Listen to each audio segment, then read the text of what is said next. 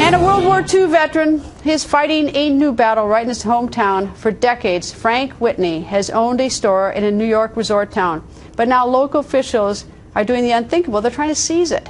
Griff Jenkins reports from Fire Island. Right after Hurricane Sandy, this store began its repairs, but the repairs were stopped by the village. Scott Whitney is the son of World War II veteran Frank Whitney, who is fighting to keep his market grocery in the village of Saltaire. We've been in this position for 14 months, back and forth with the village, them making demands on us in regard to what we have to do in order to repair, and our contention that they're holding us to a completely different standard than everyone else in the village and every other store on Fire Island. We're suspicious that what's really going on is that they want this property. They consider it a very critical property to be owned by the village. The village actually owns the majority of the property in the downtown. This is a privately owned property. It's the only building in the entire village that was stopped from repairing. Eminent domain is the power through which governments can legally seize private property for public use. And Saltaire's Mayor Robert Cox says it's justified in this case. This building was damaged by the storm. The floodwaters came through this village. We had 4 feet of salt water throughout the center of our village. The best option for us has always been that this get repaired by the Whitneys in a compliant manner.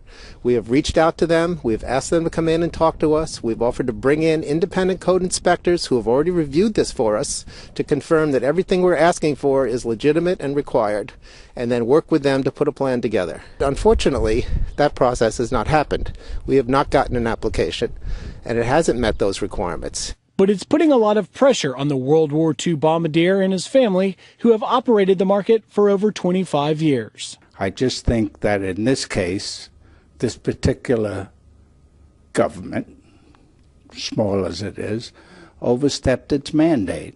They could have either given us the permit and let us go to work, or paid us a reasonable sum to be finished with it. But what they tried to do was have it both ways. They tried to denigrate the property, to make it less valuable. That's something government shouldn't do. For one of Frank's sons, it puts his livelihood at stake. Chip, you run the grocery here. How has this impacted you? Well, I'm 57 years old and I can't find work. It's hard. It's very hard. I've been doing this for 26 years. It hurts that the village hasn't worked more with me to get the store back up and running and do the right thing. That's the thing that hurts the most. The village maintains that they are simply trying to get the Whitneys to meet a certain set of requirements and codes to get things back on track. The perception is that you, as the mayor and the village, is trying to take this property. Why eminent domain? Why are we here?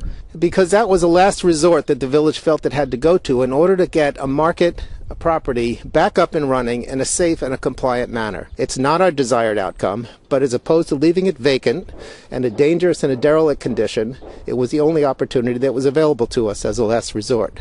The market's fate lies in an appellate court in Brooklyn that will soon determine whether the village's reasoning for eminent domain has been met.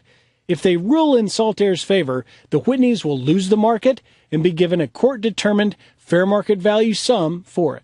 I don't think that that's the way that a small village should treat my father, who's an 88-year-old, World War II veteran who's been working on Fire Island for 45 years and serving these communities. I don't want to reflect badly on that little village. It's a wonderful little village. Regardless of the outcome, it's already taking a toll on one of America's greatest treasures. It's been a difficult time. Like I say, I wish it was over.